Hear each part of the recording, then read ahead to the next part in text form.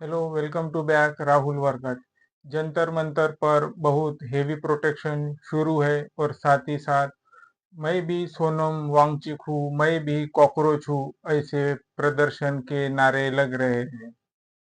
इसकी जो एक मुख्य धारा है वो ये है कि जो शिक्षा है उसमें परिवर्तन हो। शिक्षा है उसमें परिवर्तन हो, ये राज्य कह रहा है।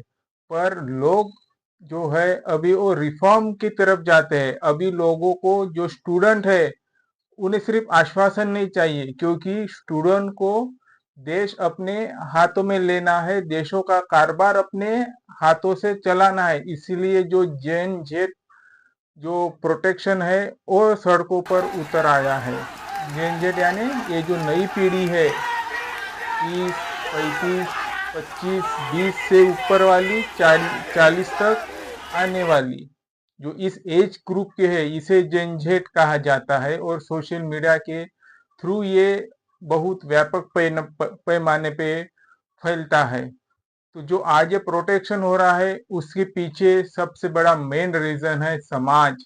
समाज शिक्षक, जो कि हमारे सोनम वांगचुक जी एक शिक्षक भी है, समाज सुधारक भी है, एक पर्यावरणवाद भी है और एक इंजीनियर क्रांतिक भी है। तो इसीलिए उनका जितना भी मान सम्मान किया जाए उतना कम है।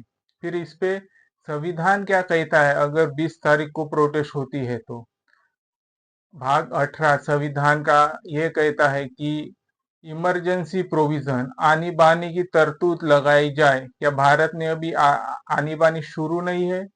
352, क्या राष्ट्रपति महिमा क्या जो स्पीच है वो आना जरूरी नहीं है? 1 महीने से प्रोटेस्ट चल रही है, सोनम वांगचुक जी को उठाया जा चुका है। क्या हमारी जो राष्ट्रपति है उनका दायित्व नहीं है कि जो उनकी जो प्रेस कॉन्फ्रेंस है, उनकी जो स्पीच है, एक बार तो भी उन्होंने करनी चाहिए थी कि हमारी जो राष्ट्रपति है वो ग्रुप ऑफ काउंसिल से सल्ले से चलती है, पर वो इतना भी बाउंड नहीं रहना चाहिए। जब राष्ट्र में इमरजेंसी सिचुएशंस होनी चाहिए, उन्होंने अपना खुद का बयान प्रोवाइड करना चाहिए, क्योंकि इसमें इंटरनल डिस्टरबेंसेस हो चुका है।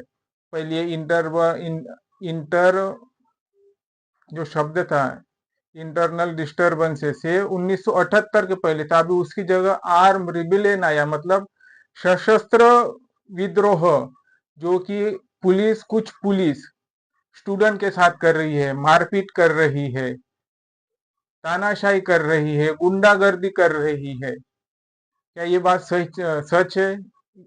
स्टूडेंट भी कह रहे हैं, दिखाई भी दे रहा है। क्या ये पुलिस की वर्दी में गुंडागर्दी है?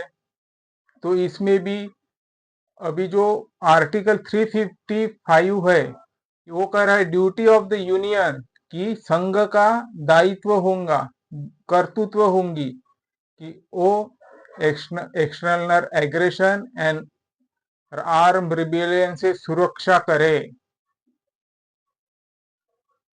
ये नेशनल इमरजेंसी लगी नहीं है भारत में।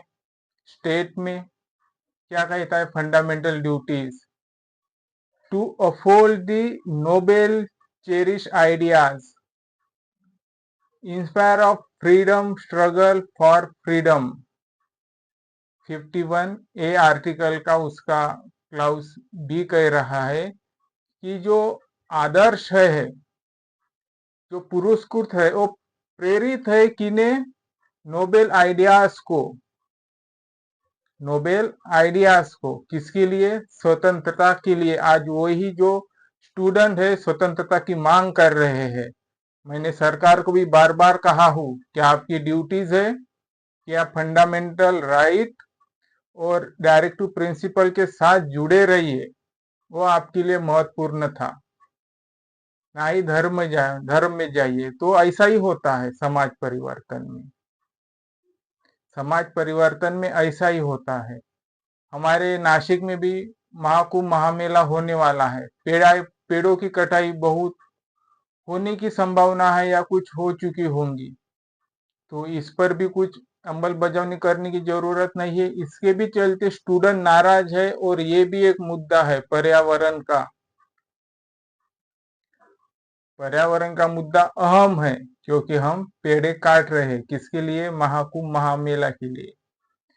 तो ये जंतर मंतर का जो प्रोटेक्शन है ये सिर्फ यहाँ तक ही सीमित नहीं है।